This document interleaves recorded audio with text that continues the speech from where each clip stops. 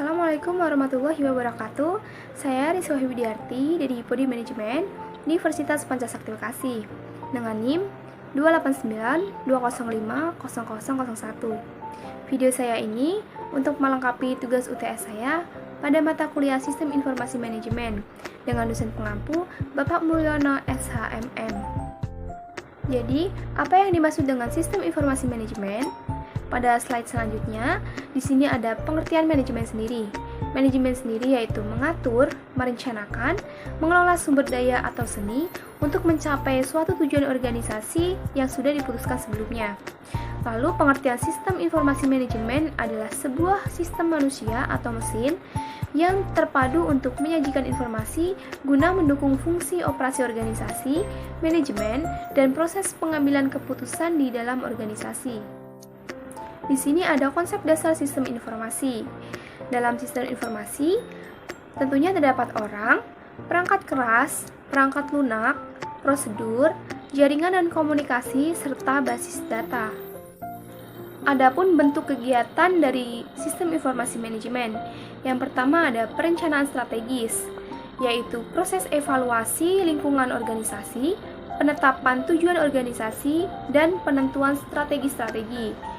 Yang kedua, pengendalian manajemen merupakan proses meyakinkan bahwa organisasi telah menjalankan strategi yang telah ditetapkan secara efektif dan efisien. Bentuk yang ketiga yaitu pengendalian operasi. Pengendalian operasi adalah proses meyakinkan bahwa tugas tertentu telah dilaksanakan secara efektif dan efisien. Lalu di sini ada jenis keputusan manajemen. Yang pertama ada keputusan tidak terstruktur. Merupakan keputusan yang terjadi tidak berulang-ulang atau tidak selalu terjadi atau jarang dilakukan, dan keputusan ini dilakukan oleh top manager. Keputusan untuk masalah khusus atau khas. Keputusan yang kedua yaitu keputusan setengah terstruktur. Artinya keputusan ini sering bersifat rumit, tetapi tetap keputusan dapat diprogram. Karena keputusannya rumit, perlu perhitungan lebih rinci dan biasanya dilakukan oleh middle manager. Keputusan yang ketiga yaitu keputusan terstruktur. Keputusan ini bersifat rutin dan berulang-ulang. Karena rutin, SOP-nya jelas. Dan karena masalahnya dapat dirumuskan, diperkirakan, dan dianalisis keputusannya dapat diprogram. Dan biasanya keputusan ini dilakukan oleh lower manager. Selanjutnya ada komponen fisik SIM. Di sini komponen sistemnya yang pertama ada perangkat keras.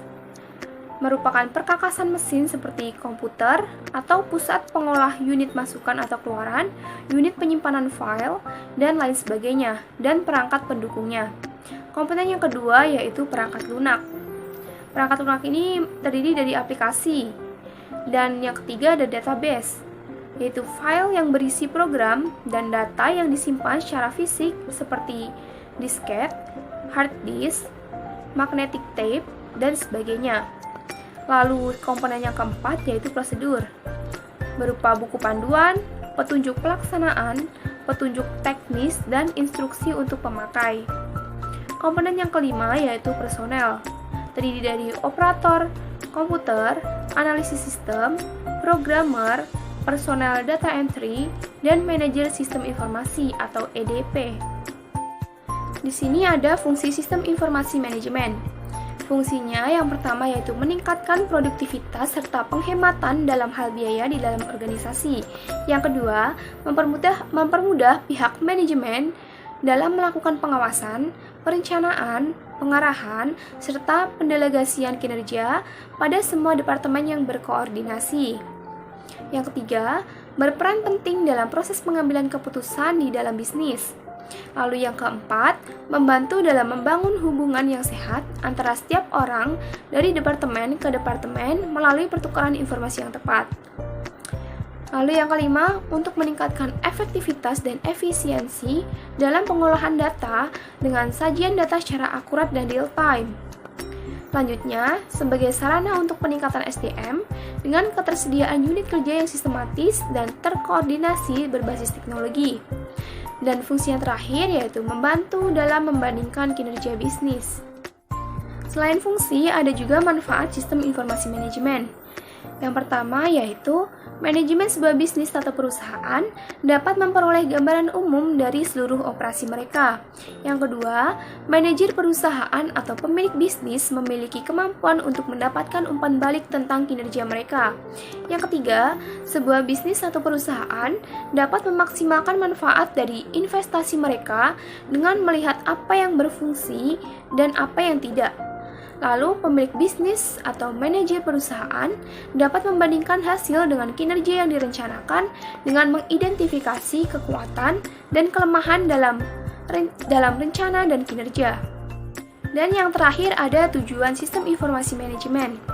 Di antaranya yang pertama yaitu menyediakan informasi yang berguna dalam menganalisis data dan pengambilan keputusan bagi suatu perusahaan atau bisnis. Yang kedua, memudahkan pekerjaan dan pengelolaan manajemen dalam suatu perusahaan atau bisnis. Yang ketiga, menyediakan informasi dalam perhitungan produk, harga pokok jasa, dan tujuan-tujuan lain yang menjadi target manajemen. Tujuan yang keempat yaitu menyediakan layanan yang dapat digunakan sebagai media pengendali, perencana, evaluasi, dan sebagai sarana perbaikan yang berkelanjutan.